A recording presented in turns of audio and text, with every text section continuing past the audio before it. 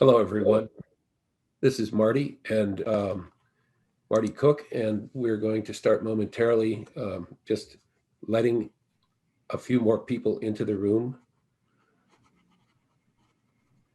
While you're waiting, uh, please keep your mics in the off position until the end of the presentation. At the end of today's presentation, we will have an open mic segment where you can ask Joe via questions, all the questions you want. In the meantime, I would ask that you make frequent use of the chat uh, platform so that you can ask questions. And while Joe is conducting the presentation, I will interject with comments about the chats and ask him questions along the way.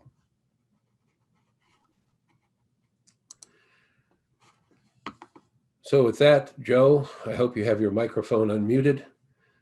I'm ready to roll. Okay, and of course, we're doing the Dolcetto Barbera and Nebbiolo today from northwestern Italy, northeastern, Joe, northwestern Italy, and which is an area called Piemonte in Italian or Piedmont in English. And Joe will talk about that. So Joe, why don't you go ahead and begin the presentation? We can do that if we are ready to roll. I think so.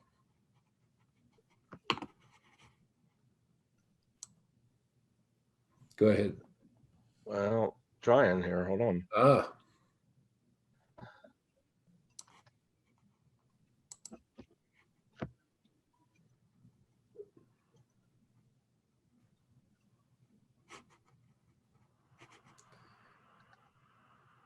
There we go.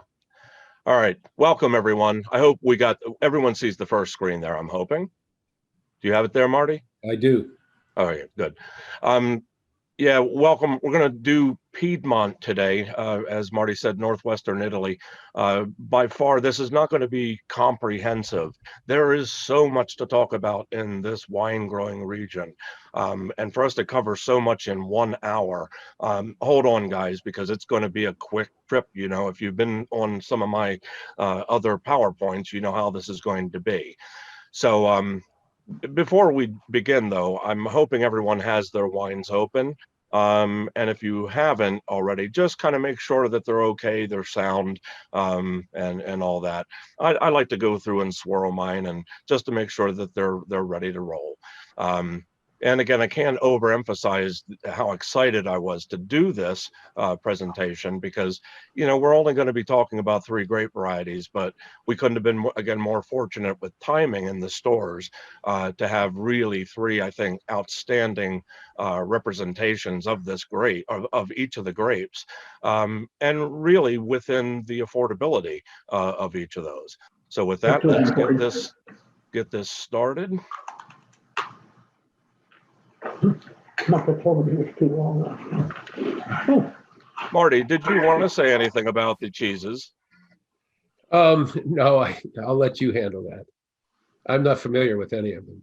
Yeah, I mean, you popped over some of these cheeses, but, you know, Fontina was about one of the only ones I was. But just to, you know, before we go into any of this, at the very end of this, I do have some you know, other foods also prepared, not recipes, but things that were recommended from different organizations up in this area. Well, these 3 suggestions came from one of our members, Robin Meadows, and she prepared this slide for me. So she sent it along. I see her and her husband sitting there munching away on cheeses.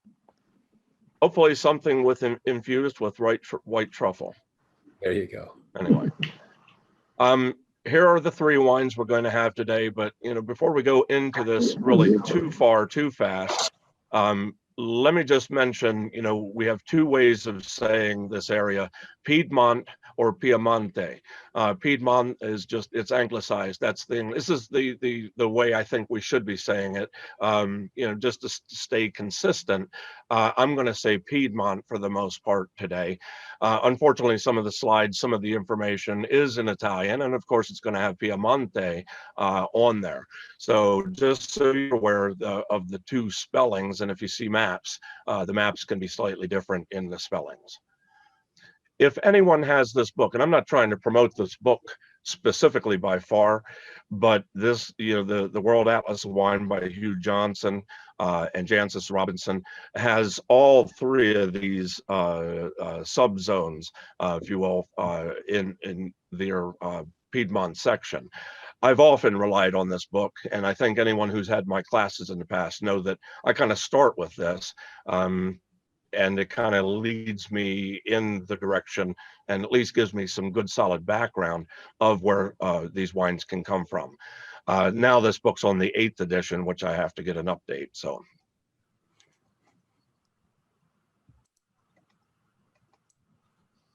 All right, Piedmont, Italy. Just so you know, Piedmont, what it is by definition, gentle slope leading from the base of mountains to a region of flatland. And you're going to see how this relates specifically here in Italy, or this region up in the Northwest. And we'll talk more about that when we'll get into it. Piedmont, where we are at, just talking about, is it old world and talking about versus modern. Laws up in Italy in general, but specifically here in Piedmont, can be very strict. And in that strictness, there are limits. And what we've seen is some of the younger winemakers want to push the more modern side of those limits, maybe more barrel, more oak, that kind of thing. So, and again, just keep that in mind. Another thing, people that know me, I use this word a lot, typicity. Typicity actually starts here in Piedmont. And if we're just going to talk about even just the 3 grapes we're tasting today, from Dolcetto to Barbera to Nebbiolo, if they're grown anywhere else in the world, the first thing, that's maybe the way I am, but the first thing I'm thinking of is where these grapes come from. And they are native to this area. And I want to think, if you're going to get these versions of these wines, they're going to be shining their best from here. And we'll talk more about that as well.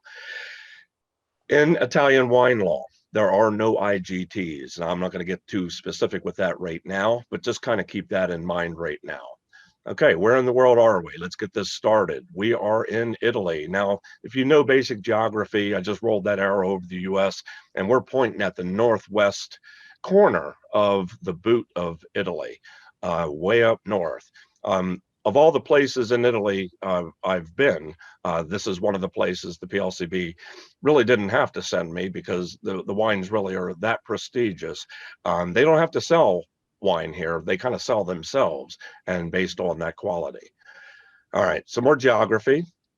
Located in the northwest of Italy, as I said. But just if you see Piedmont, or in this case, the Italian map, Piemonte, is that little dark yellow region. And that's actually a political state, if you will, province called Piedmont. It is not necessarily, it's not the wine growing area at this point, but just keep that in mind. And where we're located, you have France to the west. To the north is Val d'Aosta and Switzerland.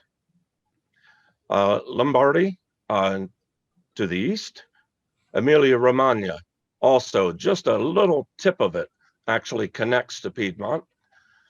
And Liguria, very, very important. Liguria to the south, and you'll see why, because the mountains in Liguria act as a protector against the Mediterranean. Yeah, there are 20 regions in Italy.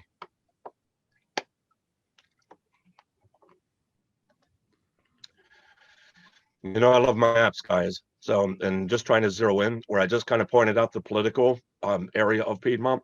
If you look at that little tan zone up there, now we're just looking at what the wine growing area of Piedmont is and kind of zeroing in.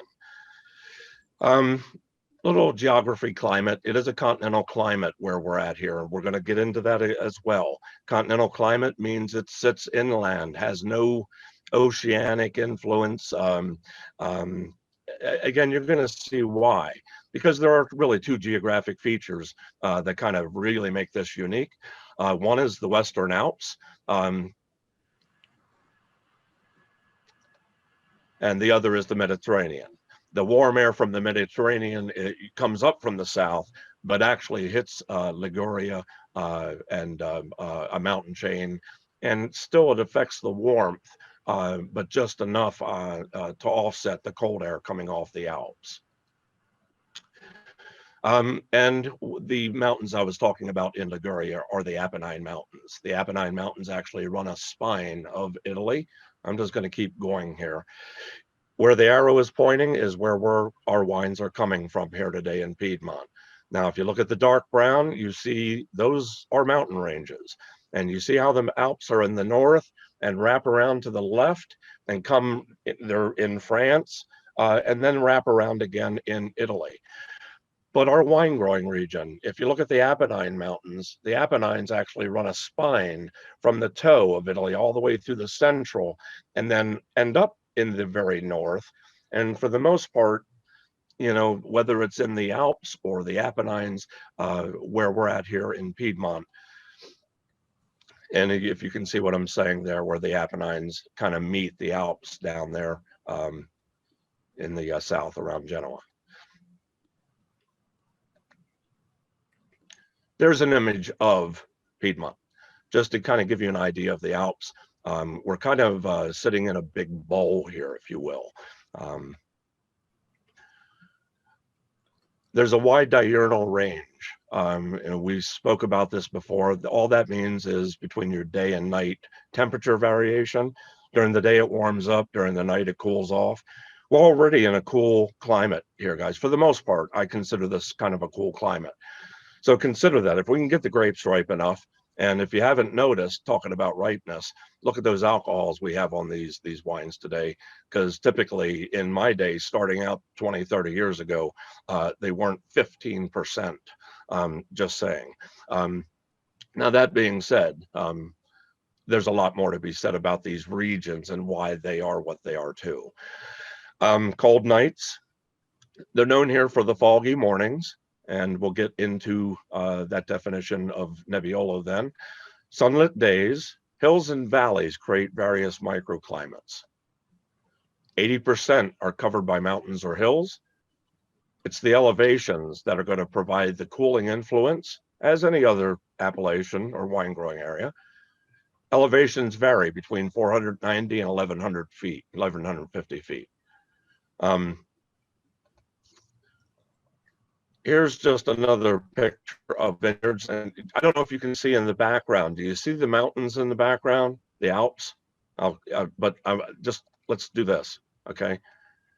Now, if you've seen the Alps, just look at that vineyard. That is a vineyard right up there on top. Now, what do you think the climate is coming, if any weather or coolness is coming off the Alps affecting that vineyard versus that vineyard? Did you see what just happened there?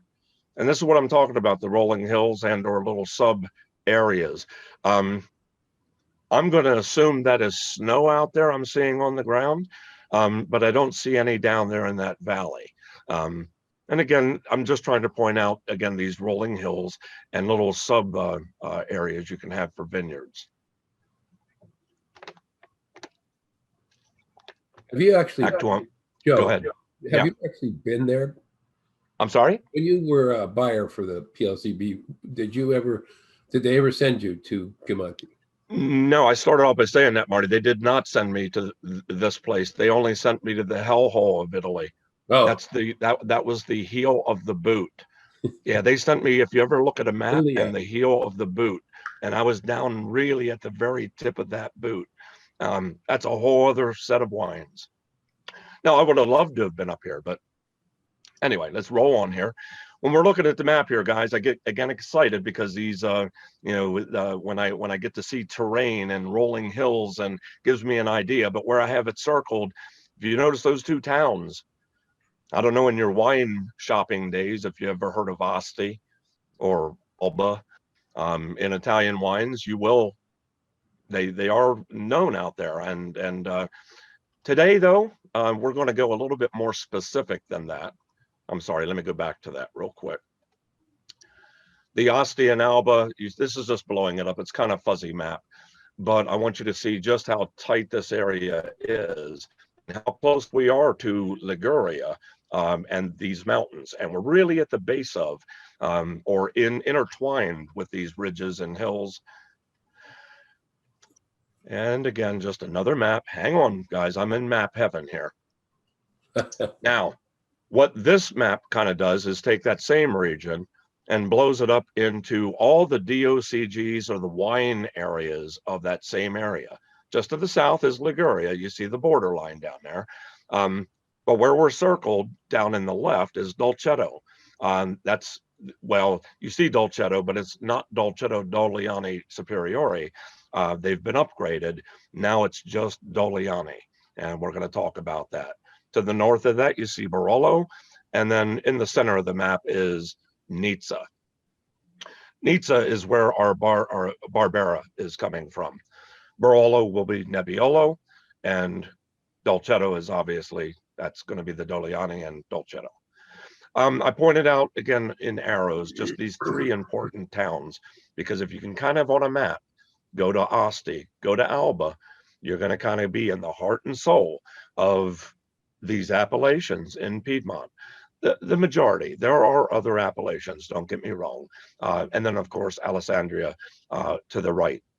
And that's more, we're up in that area, we're getting into more Moscato.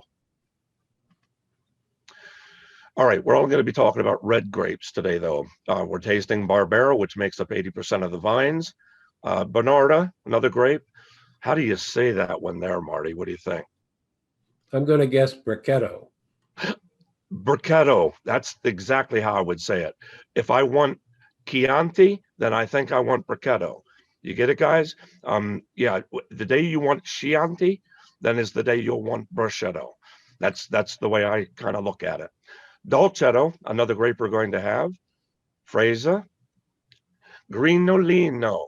No G in it, right, Marty? Correct. Well, there is a G, just no pronunciation. You rolled it. Nebbiolo.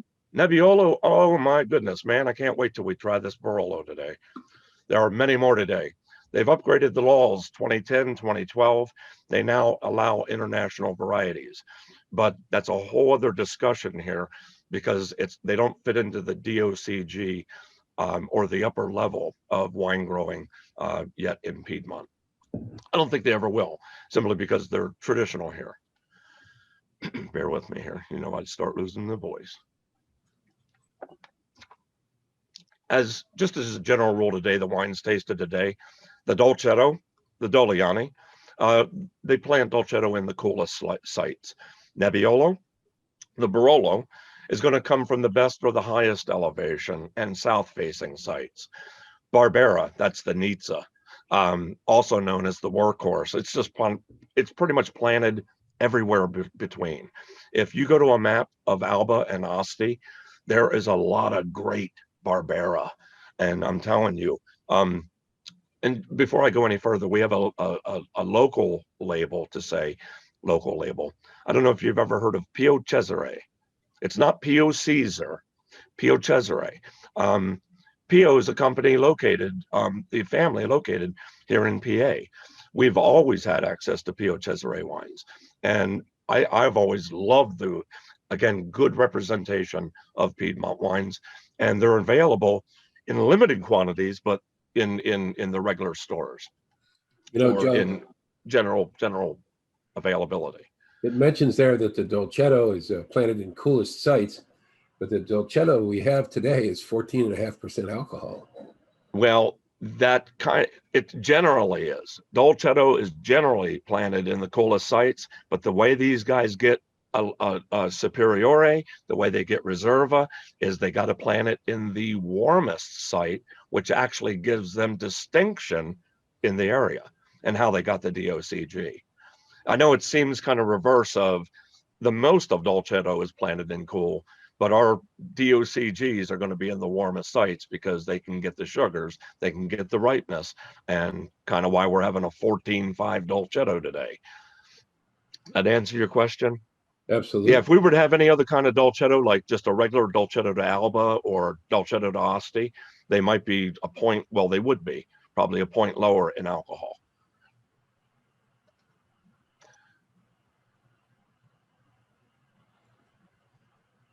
All right, DOCG. Now there's 4 levels of Italian wine law. We just don't have enough time to cover them all. We're really only looking at the highest level today. DOCG, Denominazione di Origine Controllata e Garantita. Now why can't I get it to play? Denominazione di origine controllata Did y'all hear e that? garantita. Absolutely, Joe. No, you didn't hear it. I heard it. You want to play it All again? right.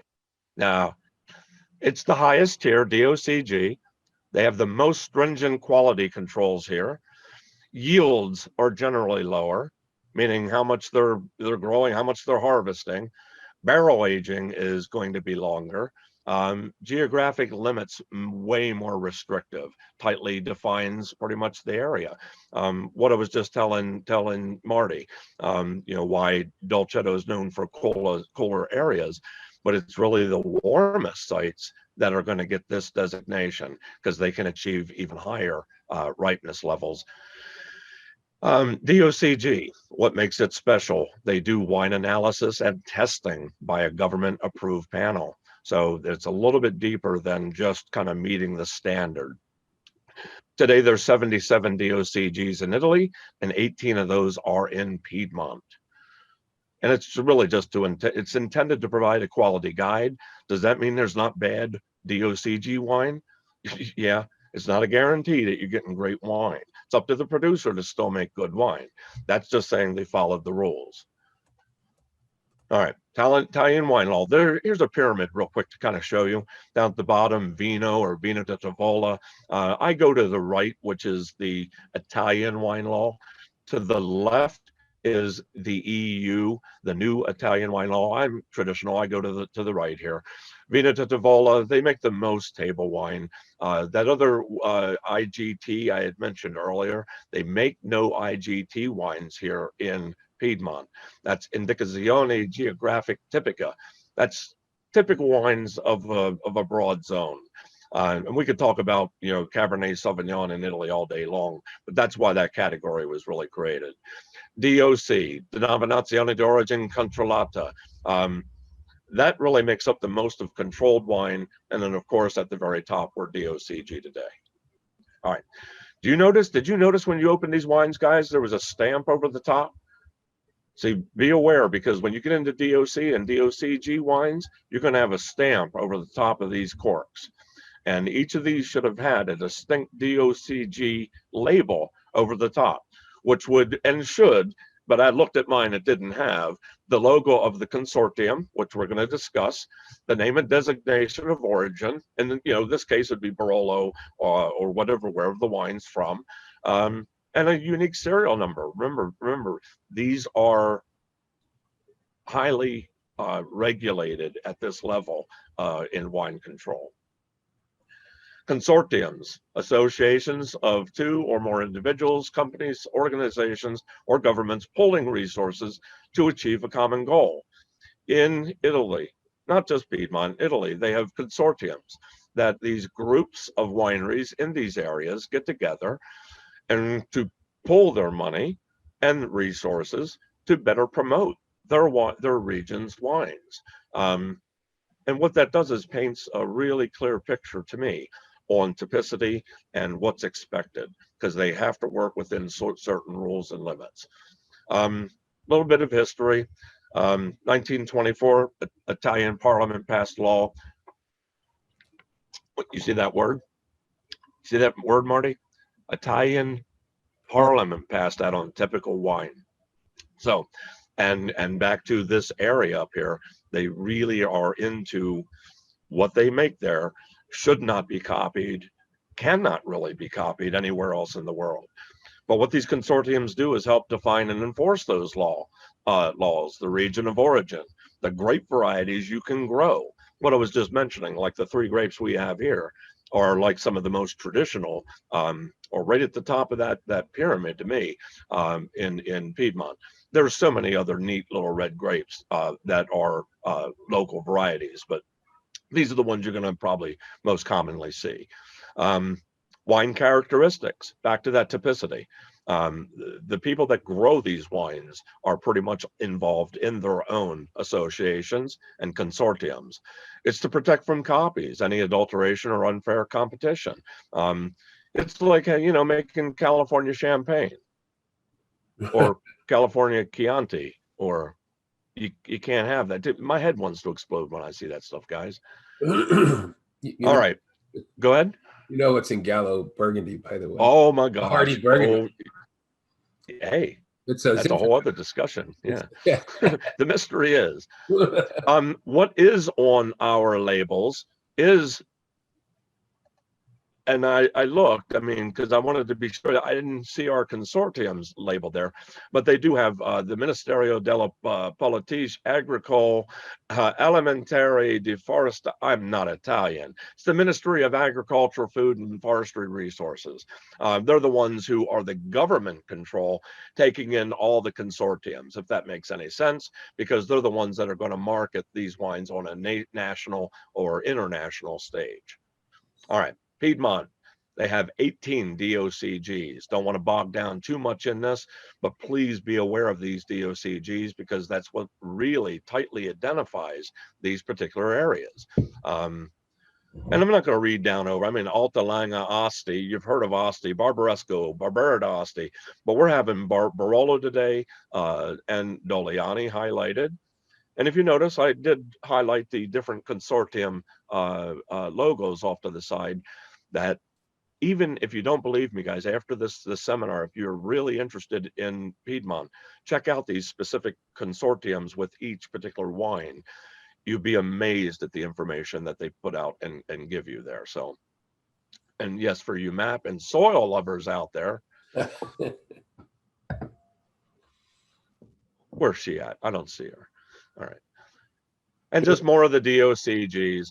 And just looking at some of the words, if you look at the top, the Dolcetto di Anno d'Alba, that's actually been upgraded to Diano d'Alba. You see Nizza, we have DOCG. Gavi, right in the center. That was updated years ago. Cortese is the grape they use in Gavi, but as a DOC, it was Cortese de Gavi. DOCG, now it's just Gavi.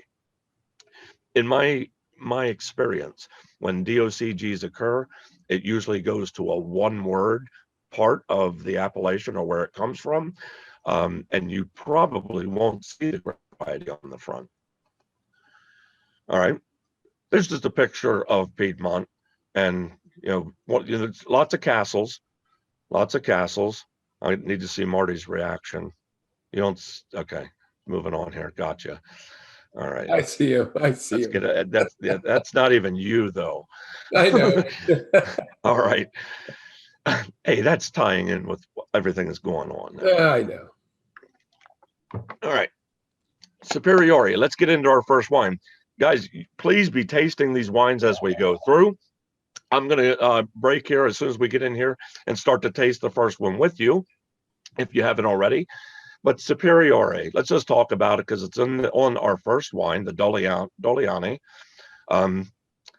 Really refers to riper grapes, higher alcohol. And this is what I was telling you, Marty. If you go and look at any other Dolcetto, like if you see Dolcetto just from Piedmont, you might be lucky if it's 12 or 13%. Go to Dolcetto d'Alba, Dolcetto d'Asti, you're going to take that up a point. And now when you add Superiore, take it up another point. You're cranking the alcohol up is what it really is going to mean. Possible oak aging were not required, but that term reserva might kick in other areas. But I don't think they have a reserva here yet. And that may be the direction this wine is headed. Superiore could be from the best part of the region. Yeah, superior. You know, we want to think it's the best. And your yields generally are going to be lower. They start tightening up those rules, you know, the laws. Production limits are lower. Why is that? Why is that important? Why are maximum yields lower and production limits lower? Why is that important? Well, they want the best quality grapes, and there's also the supply and demand issue. Well, supply and demand doesn't really, because you just said it right there. Because if they set the limits, they are forced to only then pick the very ripest or the very best. If you follow one, because they can't pick anymore, can't make anymore, and they're within those guidelines and limits. It forces quality-driven wine. Dolciani, DOCG, grape varieties, as we said, Dolcetto. 1974, Dolcetto di Doliani, DOC, was established. 2005, Dolcetto di Doliani, DOCG. And if you haven't noticed, there's no dog in my Doliani, or G, should say. So, yeah, it's just said as Doliani. 2011, they achieved the DOCG for just Doliani. You see the progression there, Dolcetto di Doliani, Dolcetto di Doliani DOCG, and now just simply they drop the Dolcetto. It's just referring to the region. Maximum elevation, 2,600 feet. Pretty high. I mean, it's not nosebleed, but we're still talking, this is still high even for Rosso. Just talking about Doliani, a regular Doliani is 12%, has to be at least 12%, does not receive any age in barrel, no requirement. It's like Nouveau Beaujolais, if you know what I mean. Superiore, where we're at here, minimum alcohols have to start at 13%, and then this receives, well, they have to receive a minimum of 12 months aging. The one we're having today, I think, is 10 months in oak, 2 months in bottle. Here we go. Let's get it rolling. There's our label. I mean, you have it in front of you, hopefully. Oh, did you Doliani.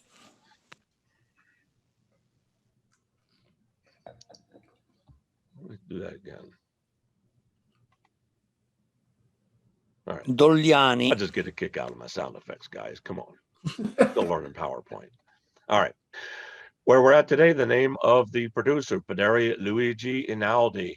Man, when I seen this, I couldn't have been any more excited, because if we're talking Doliani, if we're talking Dolcetto, this is like the center. This is like one of the creators. Are there other great wines out? Yeah, but this is like history. This is like where kind of it started. Now, I'm not going to get you into all the history of it all, but the producer here, trust me. Piedmont, again, just kind of getting us into the area where we're located. Get us back down to Dolcetto. Doliani is where we're at. I'm going to sip. I haven't sipped. This is where the name gets a little misleading. What's that? The name Dolcetto literally means little sweet one, but the wine. Well, only when it's freshly picked. Yes. I mean, when you go out and pick a fresh sweet grape off the vine. Right. Yes. And that's where it got its name. But then they took this little thing and they fermented it. No, there's no sugar in this. And that's pretty much that's a hearty Dolcetto. Wow. Early ripening, and this ties in with the other two grapes because it ripens 2 to 4 weeks before Barbera and Nebbiolo, which makes it good because they kind of ripen in that order: Dolcetto, Barbera, Nebbiolo. Some in the world wine market, excuse me,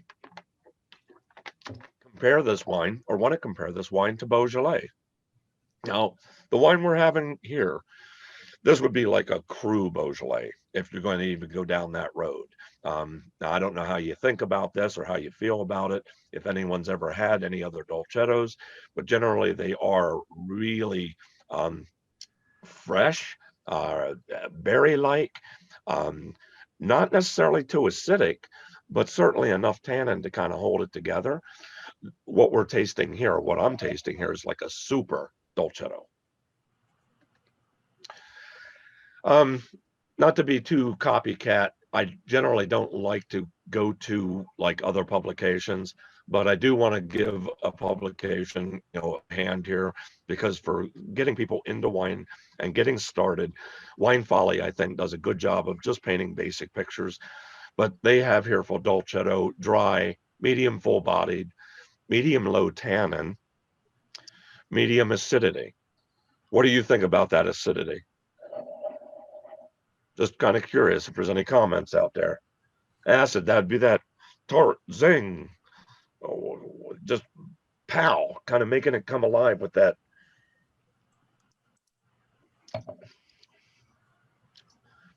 Yeah, no, I think it's probably low to medium, what I'm getting here.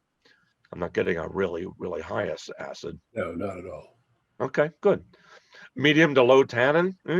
This has a little more tannin than most. So kind of the nature of it, the beast here. Almond hints. Really traced to the grape dolcetto. I do recommend you try some lighter versions down the road, guys, because you're going to get up. To me, it's like gulpable, and you'll probably get more of this, that the bitterness, or from these seeds. But if you notice the tannins here, they're associating too. Okay, Joe. So we have a couple comments here. Okay.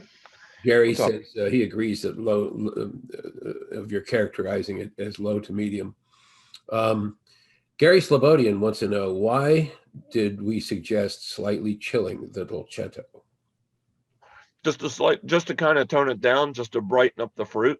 And I say slight, it wasn't really slightly chill. It's kind of hard to explain any kind of temperature in serving. Today it's like a cold day outside. Set it outside for 5 minutes. Bring it in. So like 55 to 60 degrees. Your typical cellar temperature. Yeah. Not cold, but certainly not the way it would be in my kitchen. I don't know how to say that. Just take that warm edge off is all I'm saying. And especially with the 14.5 alcohol, might kind of tame it just a bit and brighten up the fruit, because there's a ton of fruit in that. So, and again, it's very subjective. Room temperature, slightly chilled. And I say slightly chilled, not in the way of cold. So I hope that answers the question. Any others, Marty? Those are it for right. All right, keep rolling. All right. The Padari was founded in 1897. It does have a long history here, guys, and it is sourcing from a very notable vineyard, the Madonna del Grazie vineyard, south-facing. That's why we want it. Vine age here, now keep this in mind, there's replantings going on all the time, but average age 35 years, altitude 1,247 feet. But the altitudes here kind of roll between that in the same number. So soils, calcareous marl and clay. Fermentation here is done in steel and concrete under strict temperature control. It's racked after 8 to 10 days and decanted. 10 months in oak, 2 in bottle. And what I'm going to suggest is, this wine probably would safely go 4 to 5 years without it pretty much. I think that's probably going to be it. So, yeah, we'll talk about this. Luigi Einaudi, 1874-1961. This is the owner of the property. Bought the farm. There we go. In 1897. Not the same. Why I put this on here is he was Italy's first elected president in 1948, after the Republic was created. And I say elected because there was an appointed president post World War II. He was the first elected president post World War II. Excuse me. And then 4 generations later. And what I was excited about is I found this at one of the auction houses, they're just auctioning right now a half a dozen 1962 Dolcettos. All right. So we're having this wine today. You know, there's some out there that may think it can go. Man, how old is that? Like 48 years old or anyway. Doliani, if you go to the consortium, if you want to see where's Averill at? Averill, you would appreciate this. The consortium sites would have all the soils broken down. For instance, Doliani, they have a beautiful map here that will break the entire site down by soil and by plot if you blow it up big enough. We don't have enough time in the day though. So just to keep things rolling in our Doliani tasting, here's some possible notes as well. Intensely ruby red in color, violet highlights, perfumed. When I opened this up, it really was. But now it's like 2 hours later for me. It's not as perfumed, but still there. Oh, it's still deep. Flowers, blackberry, definitely at the top. Wild cherry, dry, bitterish aftertaste, including almond, possibly, modest acidity. And that was pretty much it for the Dolcetto. Wrapping up the Dolcetto, I have a comment here from Lynn and Bill Beeson, and they said they think that the Dolcetto is perfect at cellar temperature, and the acidity was just right for pairing with tomato-based foods. Outstanding. It has more tannin than I expected, but here again, you know, it is what it is. Give it a year or two, and that's going to settle down as well. If you like that blackberry fruit. All right, but let's continue on. Next wine, we're going to be moving into Barbera. Now, what I copied and pasted right from the front here, it's all I could find because they don't really sell this mat, or they don't really have it available for free. I would have had to buy it, but they do have an appellation, specifically Nizza mat, breaking down all the soil types, just like Doliani, but this one they're charging money for you to find out. Just a picture of, see the fogs, just the fogs. All right, so we're going to be talking about Bersano, Nizza Reserva DOCG Generala 2016. Generala is pretty much the vineyard that it's coming from. But what I want to point out here about this label, back to how things, you know, elevate. Before 2014, this label was actually a stepping stone.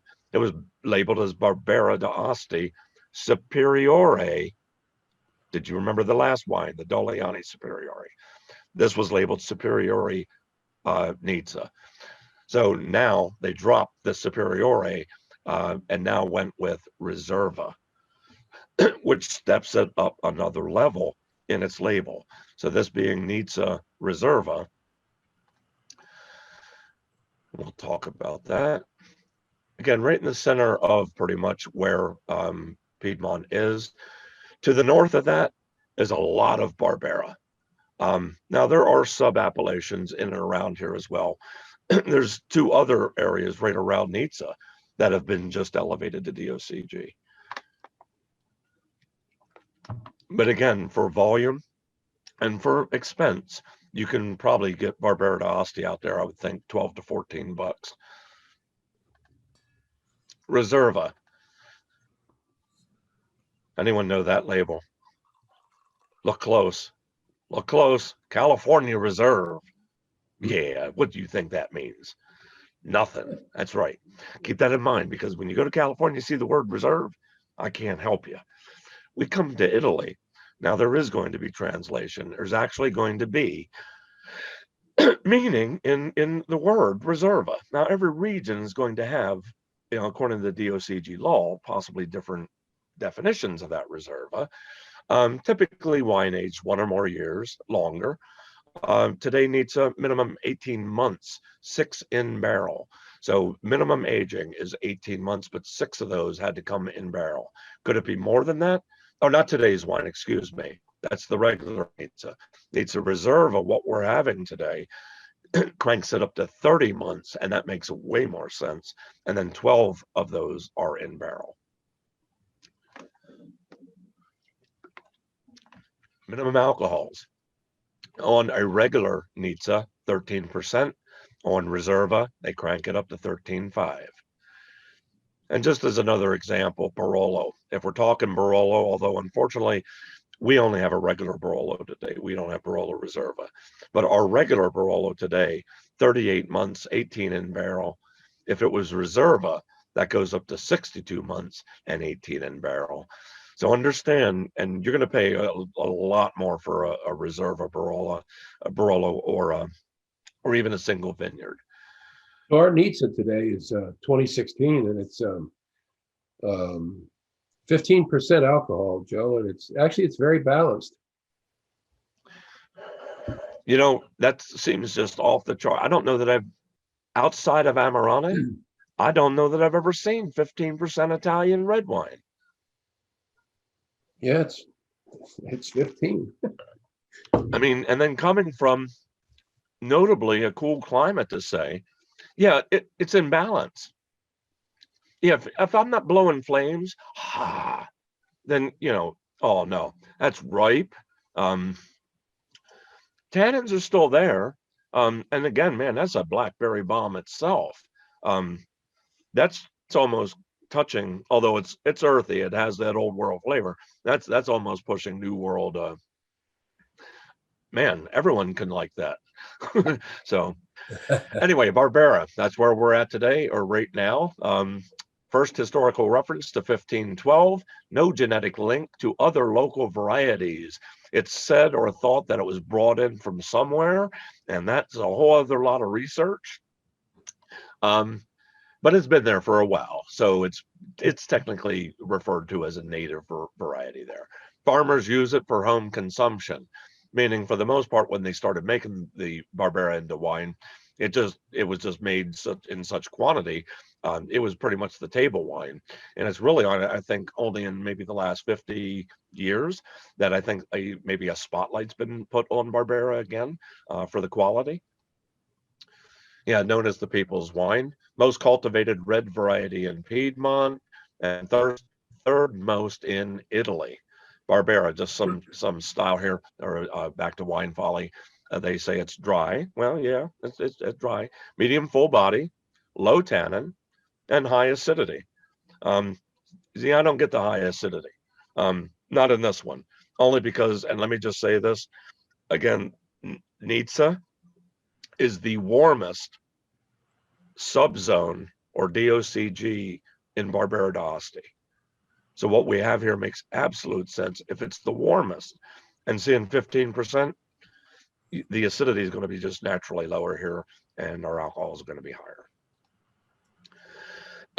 Nizza, great variety, 100% Barbera. It's the warmest in Barbera d'Asti. There are 18 municipalities that can grow it. In 1990s, local producers applied for the area to pretty much to keep getting increased. And here on this chart, now I blocked out some of the things here. Barbera d'Asti Superiore in the middle, Nizza DOCG Reserva on the right. And it kind of breaks down like your minimum on the left was 90%, now it's 100%, where it was 160 communes, now it's only 18. Alcohols got increased, aging gets increased, everything just pretty much gets increased from that Superiore. So yeah, don't be afraid of that term Superiore. It kind of is like a midterm between Reserva and non. If anything's labeled as a regular wine, Superiore is usually just that first step in ripeness or alcohol. And then usually they evolve and then go into Reserva once they prove themselves in the Superiore category. We have at least one comment here, by the way, about I believe it's about the Nizza, the 15%er. Yeah. And Lynn and Bill Beeson are saying that they may be the exception, but they're blowing flames. Seriously. Wow. See, I'm not getting that. I mean, to me, balance, if the alcohol is there, but just not as, it's not, I don't know, it's in with the structure of everything else. I have a number of I have a number of cousins on this event today that we're all descended from ancestors in Piemonte, Hmm. and specifically right around the area of Asti. Right around Austin. Okay, Oh cool. yeah. So Okay. we, and so there, actually our grandparents all came from over there, and uh, I remember asking my granddad's brother one time, my great uncle, um, what did you do over there? And he said, well, we were farmers. And I said, what did you grow? And he said, grapes. And he was the best doggone winemaker, let me tell you, Joe. Yeah, well, I mean, and back to tradition, I think if you come from these countries, and because we're kind of new to this game, for the most part, grapes were very much, ingrained in the culture, so Well, the interesting thing is that 25% of the world's wine grapes are indigenous to Italy by virtue of the Romans. right. Yep. Spreading them around. Here, real quick, is again Piedmont, the growing area, actually of Asti. I shouldn't say of Piedmont. This is just Asti. And if you look at the three areas that are colorized, these are the three I was telling you just got elevated. They were Barbera d'Asti Superiore subzones, but then got elevated recently. So again, keep your eyes open because Neats is just one of them. This was just a map I threw in for April because, again, this is the soils. If you want to know sand and red soil and everything broken down in vineyard sites, a whole lot more you can do. Oh, my goodness. Yeah, again, too much information. If you want to know it, it's out there, guys. Tap into it if you want to see the maps. This particular estate, the Generala estate, covers about 130 acres. It's located between Langa and Monferrato. It was bought in 95, so you have some, I want to say, monies coming into Bersano, and probably why we're seeing maybe chairman selections and more availability of the wines today as well. The Generala estate, average altitude 700 feet, calcareous clay soil, sounds familiar. The vineyard is in an arch exposure between east and south. The state actually offers different exposures and microclimates, and they do grow Barbera, Brachetto, Merlot, and Cabernet here at Generala. So not in our wine today, though. All right, the tasting, deep ruby red, garnet with age. Yeah, and I would see that if you were to, and even this wine has a couple years on it, and I can see the red is fading. It's becoming more of a brick. I wonder how long this would last. That's Any thoughts out there? the 2016, so I don't know how much longer it might last. Well, big alcohol, big fruit doesn't always equate to the structure of what we need for a longevity. Wait till we get to the Barolo. It's not that acidic. Intense bouquet, spice and floral notes, cherries, plums, dark berries, preserved fruit in alcohol. I didn't get that one. Violet, dried leaves, vanilla, balsamic. Balsamic turned up quite a bit in researching this wine, warmer climate, possibly with age. Wine oak aging, with oak aging, more hints of cinnamon, cocoa, and licorice. By the way, just a comment sidebar here from Lynn. She says that Averill is with her and her husband, and she is loving the maps, Joe. So just think and check them out. You can print them out. Great PDFs. Get a printer and print them bad boys out. I'm putting a nice little catalog of maps together. And we also have another geologist online with us today, a cousin of mine named Laura, and she's been tuning in for the longest time to watch your presentations. So I'm sure she's enjoying these maps. Resources, I wish I could hand you something, but I'm telling you, the websites are there. Make use of them if they're free. Print those things out, blow them up. man, you got good resolution. You can really zoom in on these things. I just wish I could share more with you guys. Anyway, this wine, let's move on here.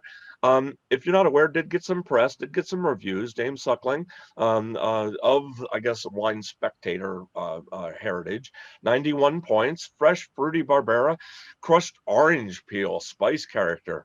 I'm not sure about that. Medium body, juicy finish. I do like the fact this is indeed a $50 wine in my price range. This is cheap Joe price range. 10 to 15 bucks, man. That's almost like a day gone by. So to me, you know, kind of enjoy this and maybe turn your friends on to if they've never had Italy and they like New World wines. This might be a nice stepping stone. This Nizza is one of the most pleasant wines. All right, let's keep this party moving. Where are we at here?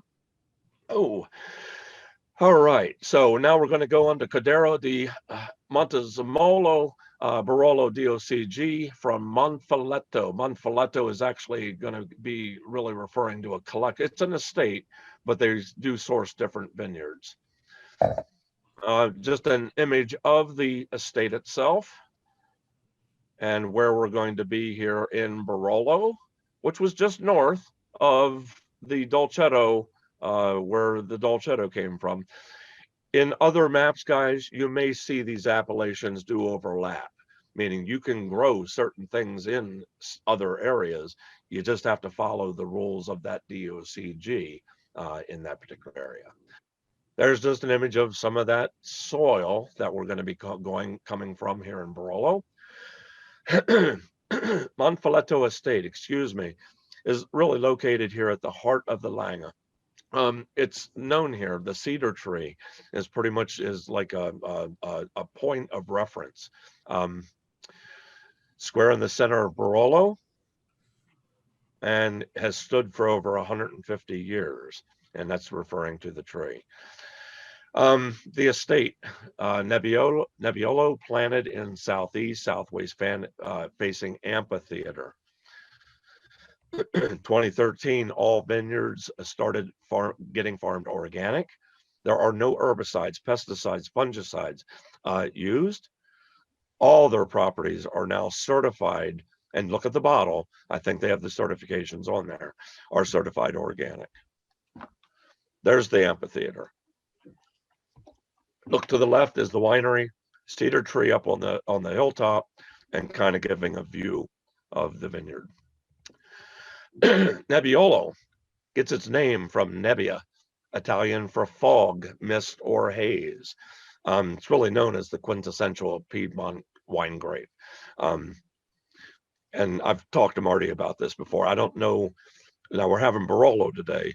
I don't know that I've ever had a tamed down perfect Barolo, but we'll talk about that. Variety in five of the regions DOCGs. So in Piedmont, they have five DOCGs in 5 of those. Variety in 5 of the regions. Yes, in 5 DOCGs. That's said right. And it's the latest ripening of these 3 varieties. There's another image of the fogs. Nebbiolo, as a from Wine Folly, dry, medium, full body. Some might go right to the full body on that. High tannin, medium high acidity.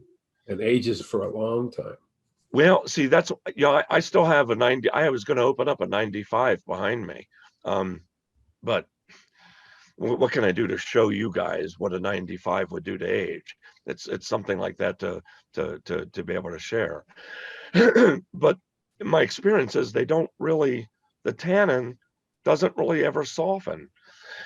And the acid certainly doesn't dissipate. So anyway, Barolo, 100% Nebbiolo, known as the king of wines and the wine of kings. A lot of royalty, whole lot of history here. We could have been here all night just talking about that. Barolo is named for the village in Langa. It's south of Alba, known here for vine cultivation, and dominated by castles. And just love these visions, man. PLCB didn't send me to Piedmont. Anyway, all right. DOC was created in 1966 for Barolo. I got to get into this. Sorry, I'm going to get this Barolo going.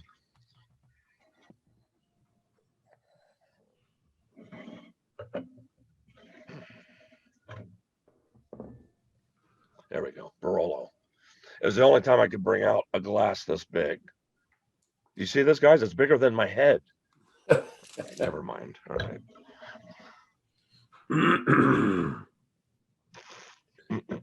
Somebody's asking, Joe, do you agree that this wine is high tannin? Yeah. I just took my first sip. Medium high. Medium high. It has notable tannin. Does that make sense? Yeah, Yep. I have tannin. Absolutely.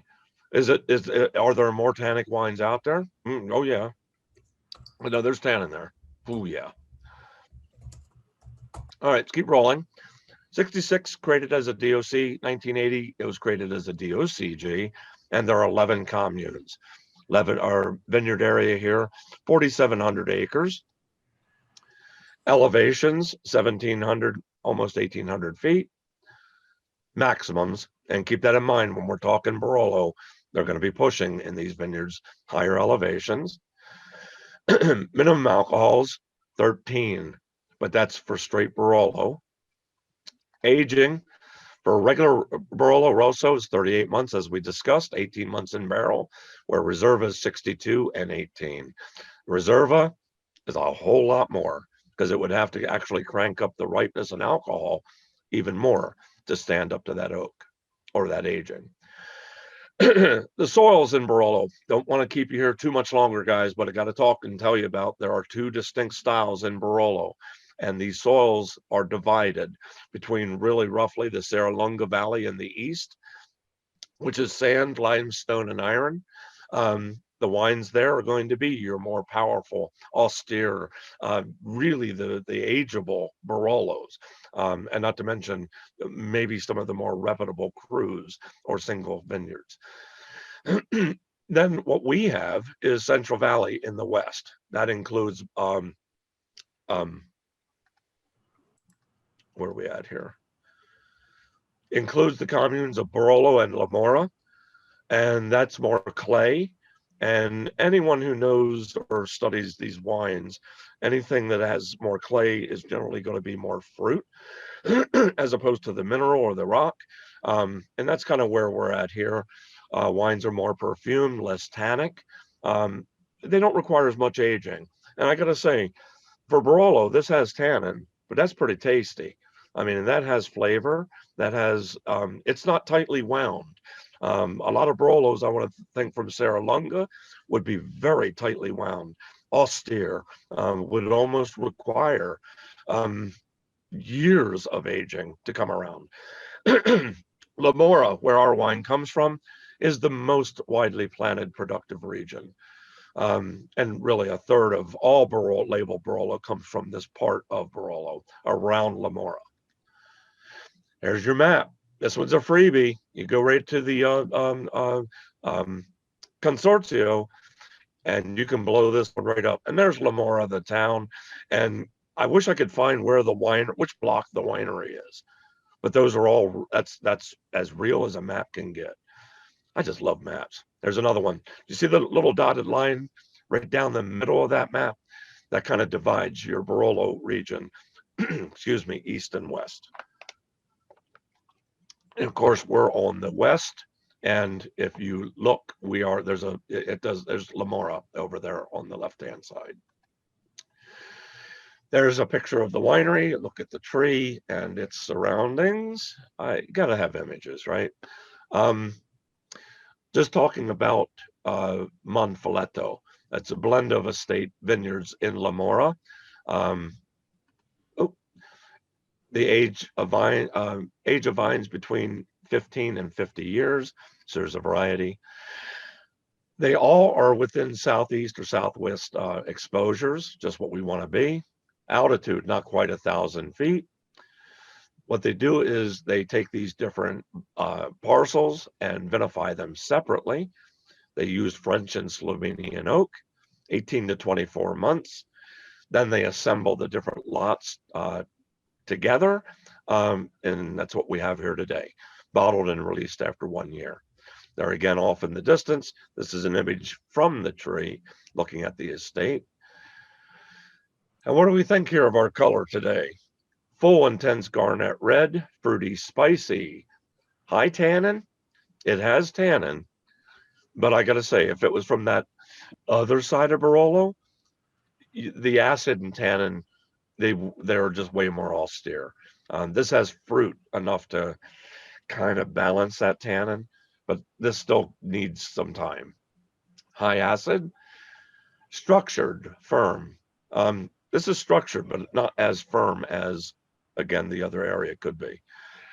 Jerry Bennick says that he decanted this wine for 3 hours, and it doesn't seem that high in tannin to him. I was probably 2 hours, 2 to 3 hours. And yeah, I just took a sip, and I'm no spitting here. Now I'm swallowing. And the first thing on the finish, or the feeling on the finish, and that's tannin. That's tannin. I mean, and there's nothing wrong with that. That's cleaning up my palate. That's saying, like, put some food on your palate, Joe. Yeah, to kind of match with that. So, so back to tannin, yeah, and I'm glad he had it open, because I think it made a world of difference. If you were to pour this wine straight out of the bottle, it might be a little tighter. And well, like I said, it's opening up nice right now. Anyway, red berry, raspberry. We're going backwards. Why is that? Wrong button, Joe.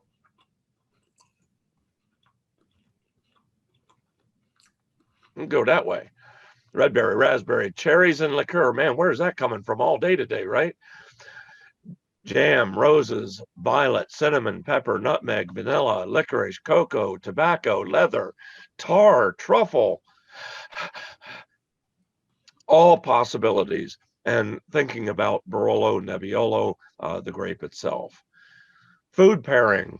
Think of game with Nebbiolo, especially Barolo. They recommended this specifically. Does anyone know what jugged hare is? I kid you not. This came from the Barolo site. And this is the picture. Yeah, jugged hare. What did they do to that rabbit? Because it's so gamey, they soak it in, I believe, wine for at least a day.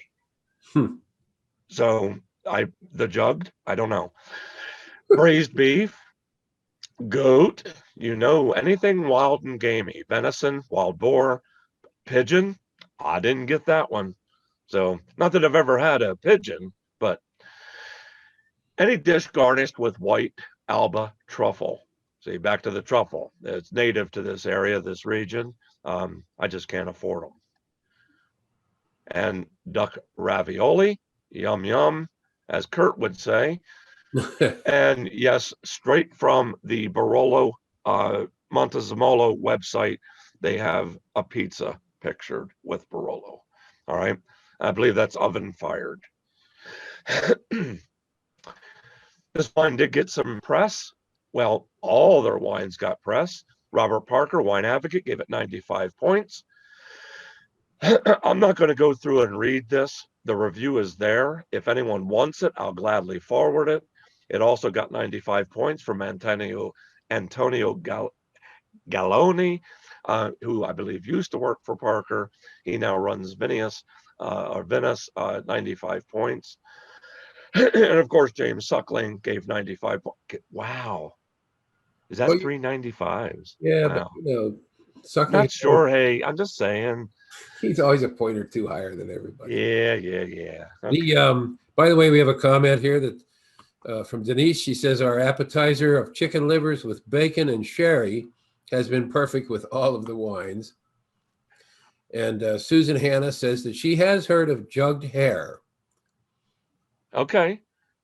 Okay. I don't know what When that- I seen it, I said, I have to look it up. And yeah, it looks interesting, but it looks like one of them really time consuming things. Like, first of all, finding a hair.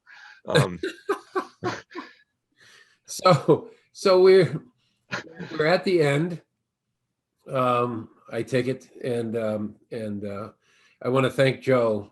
Joe, this has been magnificent. And also, if you enjoyed today's presentation, please look into our website at the Pennsylvania Wine Society's website at pawinesociety.org, and check us out. In fact, stay tuned because we're going to release a new website momentarily. It's going to be sometime between now and the end of January. So new and great things coming your way. And now, if you would, unmute your microphones and have at it and Come on board. ask Joe any questions you may have. You don't have to ask me anything. You just say hi and have a drink of wine. Joe, if Yeah, we can socialize now, guys. If you want to go to the top, Joe, and click on that red button that says end share, we can see everybody. I will try. Okay. Joe? Hey, here we are. All right. Somebody's asking. Yes, Joe? Yeah. I'm a pretty old guy. In the 60s and 70s, was there a scandal about Italian wines? You sure it was in the 60s and 70s? I think it was in the It might have been in the early 80s. 80s. Yeah, it might have been the 80s. My goodness. Yeah. And back to, yes, the consortiums, and it might have had to do with Barolo and Barbaresco specifically. There was also, I think, in Tuscany, might have been something with Brunello de Montalcino, some scams and copies. And why I say now DOCG is everything, because when you see DOCG, it pretty much is I want to say, your guarantee from the government that it's passed the test. So it's all I have. I mean, so I have to believe. Come on, we all like silent? Hey, there's Avril. How you doing, Avril? Well, I see her, but I never hear her. She always seems to have her mute button on. Huh? Um, Where's I don't see Denise. Denise and Mike. Hey, Joe, this was really great. I thought the Pinot Noir session was absolutely the best. This is now my #1 favorite. Thank you. This was great. Is that Jerry? yeah, Jerry. I get that. But back to styles, old world, new world. To me, I just, because of 35 years, plus doing this, I like earth. There's something about a little bit of that earthy. It does. And when I started learning about this, they said it screams for where it comes from. Man, I never got that. I mean, I was tasting fruit and alcohol. Now I'm really into earth, and that's kind of half of what excites me. Is I think it's the case that Italy is the #1 producer of wine in the world, and I think this is an example of that. And just to understand why they're #1 is they're so successful at it. And they make a lot of wine from a lot of different areas. Right. I mean, there's quite a variety. As I said, when I went to Italy, they didn't send me to the northwest, any cold region. They sent me to a hot hellhole, 105 degrees during the day. I was watching them pick Primitivo and let them sit in the sun for 2 hours before they went into the farm to be pressed. Oh. And they wondered why their grapes tasted like a rotting raisin. No, just saying, those are the places that I visited because they needed help. They needed to sell wine. And that doesn't mean we bought wine. That just means they needed help. So, and I want to say there's still probably a lot of them places still out there. So, Joe, that was a terrific presentation. Thank you. And how many varietals does Italian there are in Italian wine? I love that question, Jim. If you ever find out, let me know. Hundreds. Well, as I said earlier, Easily tw- thousands. Okay. I mean, yeah, I mean, and even to try to reference it. See, I kind of joke about that because Italy is like the one country, even though they make so much wine, there's no one source of accurate information. It's kind of weird. You know, you might get one number from one place, another number from someone else. And I don't mean the, the broad known regions, but I would think the government would have their act together a little bit more on back to capturing that information. well, But I've not been able to find any one source. You can Wikipedia stuff all day long, but I take all that with a grain of salt. You know, where did they get their information? as I said earlier, 25% of the world's wine grapes, recognized wine grapes, actually are indigenous to Italy. Italy, yeah. And there are several books that you can pick up about Italian grapes, just specific to Italian grapes, and it does get into four figures. But Joe, to expect the Italian government to get anything together is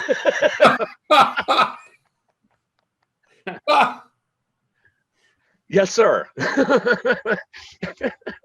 That is not happening in Italy. I spent 2 summers in Italy teaching a law class, and we discovered that somebody was trying to evict a tenant who hadn't paid their rent for 11 years. Wow. It is not the most efficient government in the world. You can just look at the trains and the fact they can't get their trains to run on time. But they make great wine. And George Clooney lives there.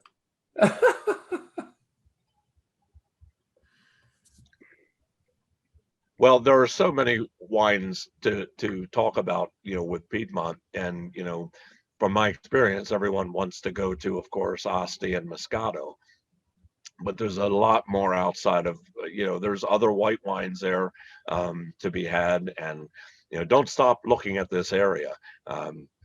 The problem you might have is having access in our stores. Whatever the selection, we're at the mercy of whatever today's selection is. So that's why I got excited about this lineup for the money. It pretty much, as my bullseyes go, took us right to the center, minus a single vineyard. These wines get pretty specific and are tightly controlled. So, and that's all I'm asking. I'm just asking U.S. producers to kind of do the same thing, give us the same level of information. So when I look at a label, I can anticipate or have a level of expectation of typicity. I'll use that word again. So I don't have to necessarily taste everything. Hey, if I taste a number of wines from this region, I'm probably pretty sure what to expect next time. You can't do that in every California wine because that could change with the wind. I mean, or whatever they add next vintage. So. Hey, Marty and Joe, you picked 3 solid reds here. Hey, Bob. Appreciate it, Bob. Thanks. Yeah, they're all quite quaffable. Glad you enjoyed it. Glad you enjoyed it. Barolo is a little expensive. I mean, for what it is, don't be afraid to try Nebbiolo d'Alba. And back to what I just said, Pio Cesare. Actually, I think theirs is Nebbiolo d'Asti. Don't be afraid to try Pio Cesare's wines. They're clean, they're right on, and sometimes you can get them on sale. So, well, these prices were excellent for the value was there for today's tasting for sure. Absolutely. And that's the ticket. That's the ticket. Hey, Joe, of these 3 wines, if we were to buy them and we wanted to lay them down, and what's kind of the optimal time you'd want to hold each of these 3 wines? Yeah. Hi, Jerry. Well, that's why I was showing you on the Dolcetto, where I found recently the 1962 vintage of their plain Dolcetto being auctioned off. Now that's kind of scary to me. But that means somebody out there is this wine structured enough to hold that long? That's very subjective because you talk to anyone that's British, man, they like their wines like brown and sherry like. And it's like that's ready to go. I still like a little bit of fruit in my wine. Okay. So, 62 might be a little long in the tooth. The Dolcetto, I don't know. I would say within the next 5 years, and that's very subjective too, because I kind of like the fruit and I don't really mind to have a little bit of tannin with my wine. I don't mind wines that are young. I don't have to have something that's brown and doesn't have anything left to it anymore. Barbera, I would say drink it probably within a next couple years. I don't know that the Barbera is going to structurally handle any long aging.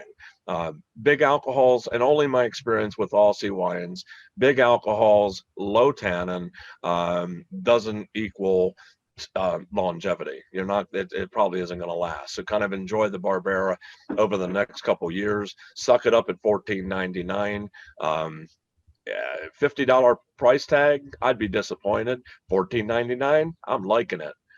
Barolo, you do the history on Barolo. Look at the prices out there. Well, the Barolo, first of all, I would say it's probably one of the most drinkable Barolos I've ever had. I say drinkable in the way that I've only ever had more of the austere, tightly wound, like acid tannin bombs, and I think what I have in my cellar over here today, if we were to open them, you'd probably find there's probably still acid and tannin, and the fruit all died.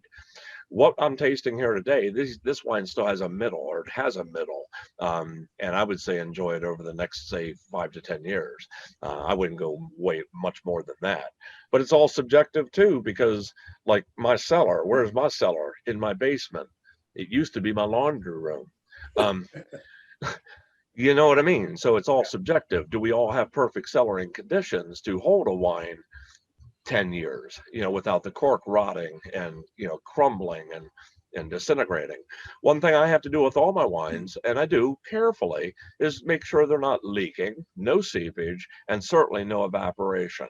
I have humidity controls in here, but to actually dehumidify, that works against me, because in the long run, that's going to be sucking my wine dry and my corks dry. So if I'm not humidifying to offset that, just watch your cellaring conditions. That's all. So it's very subjective. There's no one answer you can give for cellaring. Joe, do you recork your wines?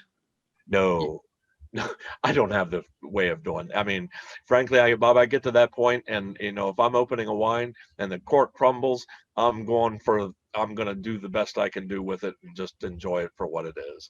So yeah, grab the next bottle.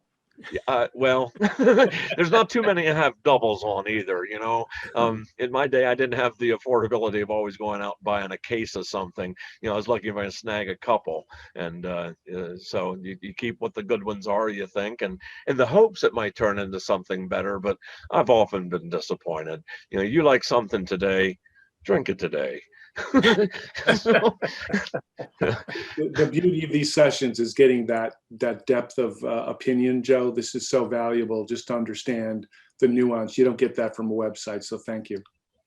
Oh, no problem, Jerry. I mean, I don't know everything. I call myself just your average Joe, but I do say I try to understand what I'm tasting, and try to understand it's those components that we have to understand what's going to like allow a wine to age.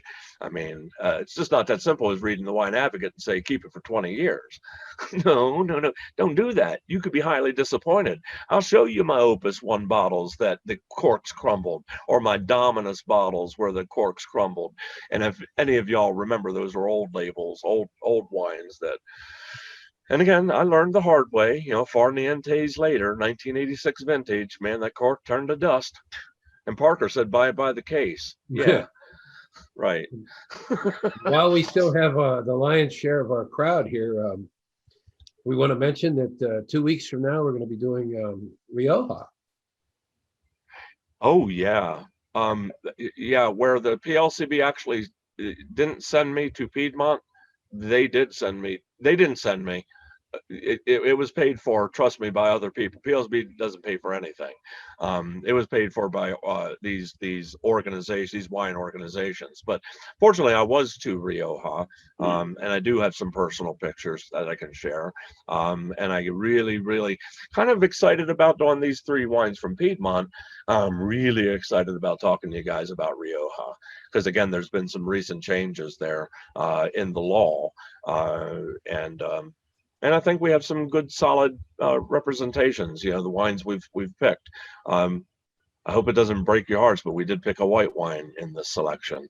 When was the last time we did a white wine?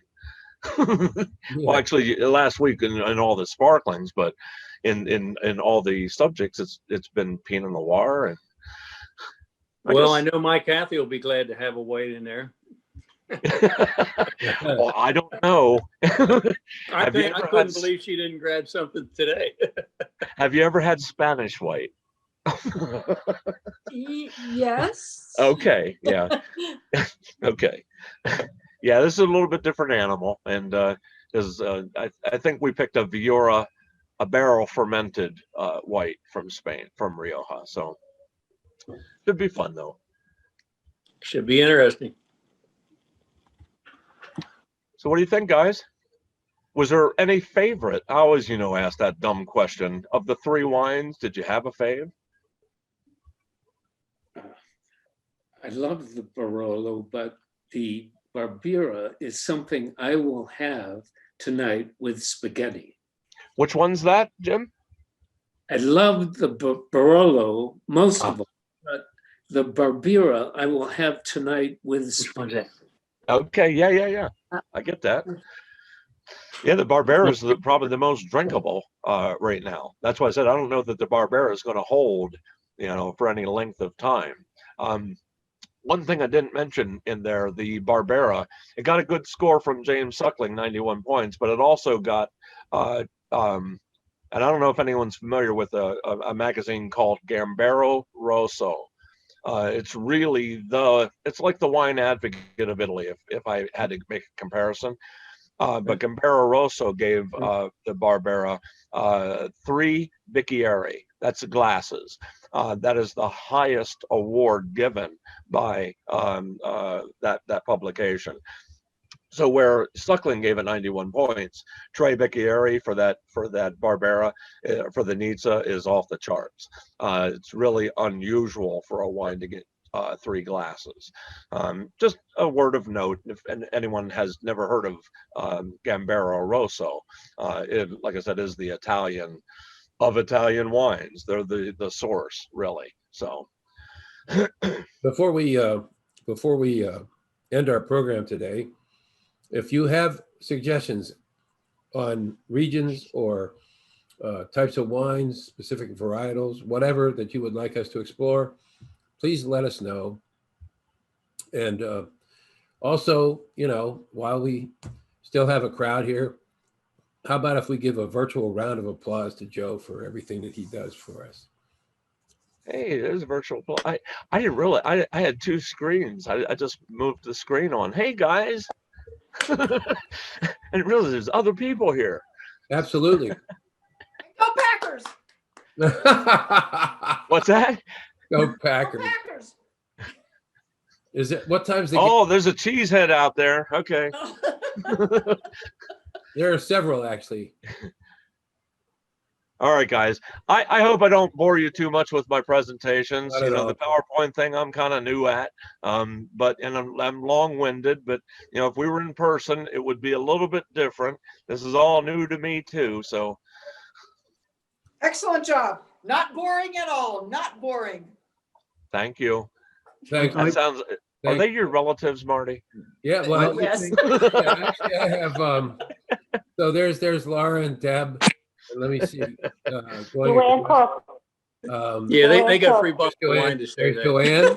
There's Meg. I think. Goers. what's that? Joanne. Hi, Joanne. And Hi, then- Joanne. I said Goers here. Yeah, there, and then we also had Rich Zabinski was on here. I don't see Yeah, him. Rich is on. Is he? I see Dave Williams' name. I don't see no Dave. Dave Williams is not a relative of mine. He's what? He's not a relative of mine. Oh, I see Rich there. No, he's not a relative, but no. Okay, gotcha. Thank you, Joe. I hope this is going to be a standard feature for the society. It is so comfortable and it's a great education experience. Thanks, Bob. I have to tell you that long after this pandemic disappears, I think the virtual world is here to stay. And from an educational standpoint, we can run these seminars twice a month forever. And I think there's a tremendous value in doing so. What? Thank you, I'm just Marty. glad you guys are interested. No, seriously, Joe, there's a big interest. There's a big interest. And they appreciate what you bring to the table, Joe. So, well, we're losing people as. All right. Is Joe there? Yep. There he is. Getting away. I guess it's that time. Yeah, we're down to 25, so we're down to one screen. So I also had some viewers here today, I should point out, and I think some of them, if not all of them, are gone, but we had some West Coast visitors today from the Orange County Wine Society. Cool. And so, Cheers. There you go. So always looking West Coast. Wow. West Coast. Oh yeah, that means that they tuned in at 12:30. It's never too early to start drinking wine. Marty, you are nationwide. All right. Well, welcome, Californians. We love your wine too. Yeah. All right, guys. Well, I think I'm going to sign off. It's 5:02. We've run the course. And Spain and Rioja, 2 weeks. Tune in 2 weeks from now, and we're One more time. Yes, and Joe and I'll be back. Take care. Good night. See you guys. Bye-bye. Bye-bye. Thanks.